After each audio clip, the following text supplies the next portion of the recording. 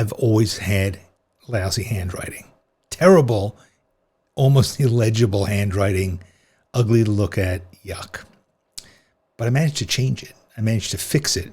I managed to turn it into something that's become kind of like a hallmark of the art that I make. And I'd like to tell you about that process and kind of what some of the things that I thought about when I was doing it. See, I'm a sketchbook artist, and that means that I make art in my illustrated journal, my sketchbook journal.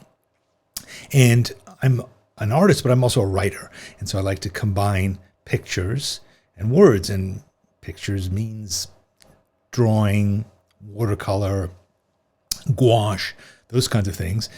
And then there's writing. And writing is, I need to be able to write well, tell good stories, capture you with the words, and you need to be able to read the words. It would make a lot of sense if my handwriting was terrible. And in fact, even when I first started keeping my illustrated journal, my handwriting was pretty bad then. But as I said, things changed. So I'm going to show you a bunch of stuff. I want to show you a bunch of pages and examples of how I do lettering now. I want to take you through some of the different kinds of materials that I use, the different kind of pens and brushes and stuff like that, show you what I like, why I like it, how I use it.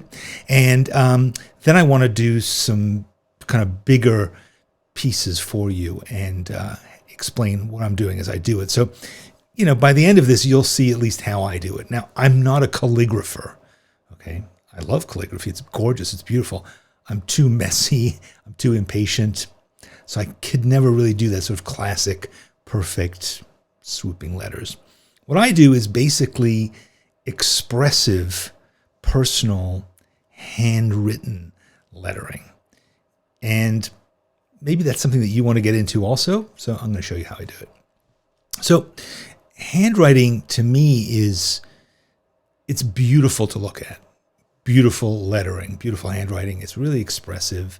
It tells stories, obviously. It conveys information in the words themselves, but also in the way that they are written. This, just like different typefaces can have different kinds of feelings to them, so can different ways of approaching hand lettering. Your lettering can be emotional, it can be expressive. In a way, it's your signature, quite literally. It's your signature. And your lettering can be as completely personal and unique as you are. That's another reason why I think I'm not as interested in calligraphy per se, because I don't want to do some kind of classic lettering. I want to do Danny Gregory style lettering. And, that I've had to work out how to kind of figure out the essence of what that means. And that's why I had to transcend this crappy handwriting. But in the end, handwriting, like most of the art that I make, isn't about rules. It's not about perfection. It's not about rulers. It's not about getting it exactly right. It's about making your words visually engaging and making them a natural extension of yourself and of your art. It's about communicating, really. So let me tell you why my handwriting was always so terrible. When I was a little kid, I moved a lot. My family moved different places, different countries, and I also went to different schools. And when I was, the normal age when you first start learning to write, 5, 6, 7, I went to a school where they said, hey kids, next year you're going to learn to write cursive and you're going to learn to letter things perfectly. And I was like, that was great. That's really exciting. Guess what? My mother said, we're moving. And so I had to switch schools. And when I got to the new school, they said, well, kids, it was great that last year you learned how to do cursive. So I missed the lesson, missed the bus. And I had to fake it. I had to kind of like connect letters and sort of figure it out. And whenever I would get my report card, it would always say that my handwriting was atrocious, illegible. I used to write to my grandparents every week. And they would always complain about my lettering, and I was always apologizing for it. And I had to write letters home, when I went to other schools, when I went to summer camp, and everybody always complained about it and said, you've got to do something about it. Then when I got older, I tried to come up with kind of jazzier ways of lettering. There was a period where I just wrote in capital letters thought, well, maybe that will allow me to make things a bit more legible. I could always read my own handwriting. Well, that's not even true. There were times that I couldn't even read it myself. But, but then guess what? Suddenly handwriting started to matter less and less. And maybe that's why your handwriting may not be as great as you'd like it, because we just don't write as much. I used to write everything down. And I used to write checks, and I used to, hand in homework that was handwritten. Now we type everything. My typing, by the way, is pretty bad as well. But just in general, I think across the board, people's handwriting is worse and worse. So I decided when I started really focusing on my sketchbook journaling, and this is, again, late 30s, early 40s. So I was certainly a grown-up, if not an old geezer. And I said, I've got to slow down.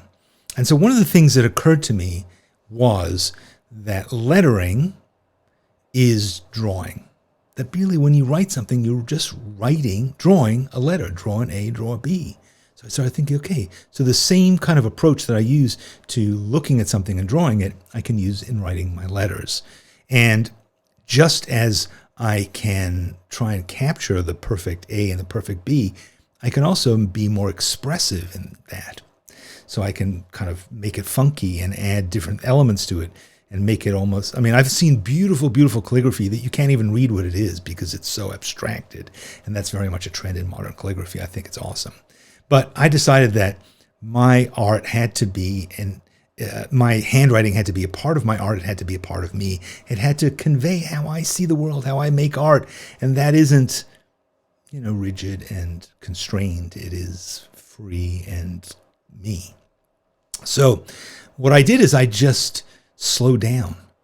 I just took my time and I started to think about the letters as part of my composition. In fact, there's another video which you may have seen, which is all about how I compose the pages of my sketchbook. In fact, if you want to see it, you can see it. Where is it? Right up there. You'll be able to watch that, but don't watch it yet. Come back to it, because in that video, I promised that I would make this video, and you'll see me talk about it. But I realized that the lettering was a key element in the graphic design of a page. So it had to express different things. It had to sometimes be bold, sometimes be poetic, sometimes be funny, and all that could be conveyed in my actual strokes. So what I did is I would just practice. I could take a quote, I could take a sentence, I could take some words and just try it out. And I did that lots and lots of different ways with different materials, just page after page after page. Like so many things in the way that I've learned making art, the key to it has been just allowing myself to do it, to screw up, to spill ink, to make mistakes. But that's how I've learned. Letting it flow out of who you are is a key part of it, because when you do let it flow, it's not going to be crabbed and careless, which is really the key to bad handwriting, is that you're not thinking about what it looks like. You just may be thinking about the words. But when you start to think about how it looks and you take your time and you get comfortable with that, it starts to flow. And a lot of times when I sit down to do lettering, I don't really have a clear vision in my mind of what I want to do. It's almost like as I do that letter, I think, what should this have in it? And I do the next letter, I think, how could this relate to the one that I did before? And it kind of grows in the process into whatever it's going to end up being. But next, I want to show you how far it can go. And it can go pretty far. So I'm going to letter an entire alphabet, but I'm going to give myself this challenge that each letter has to feel different, have a different style to it, and also use a different material. And I want to get pretty far out with these materials. I haven't planned this out. I'm just kind of going to do it by instinct. I'm going to speed this up because this demonstration is going to take me about half an hour, maybe longer. One of the things that sort of evolved in my lettering was mixing it up. There have been times where I use uppercase or lowercase. I might use lowercase at the beginning of a word and uppercase in the middle of the word. I might use sans serif. I might add serifs. I might intertwine and interlock some aspects of the letters. I might use different colors. I might put in embellishments. I don't really know. There's no rules. It's all fun and games. I hope this has inspired you a bit to try this out. I wish that I could give you step-by-step rules, but there really aren't any. It's just be you, take your time, express yourself, have fun, take risks, experiment, pull stuff off the shelf that's been sitting there gathering dust, use your pens, use your markers, use your crayons, your paint, your brushes, whatever. Just use it, try it out, see how you like it, and you'll come to your own language. You don't have to copy the way I do it. In fact, don't copy the way you do it by trying it out and experimenting with it. Make your own alphabet.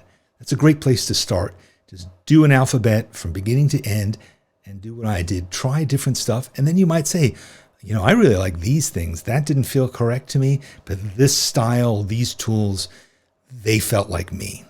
Your handwriting, like your drawing, is just about expressing yourself, describing the world that you see in a very personal way. Just like when you draw a portrait, there isn't one way to do it.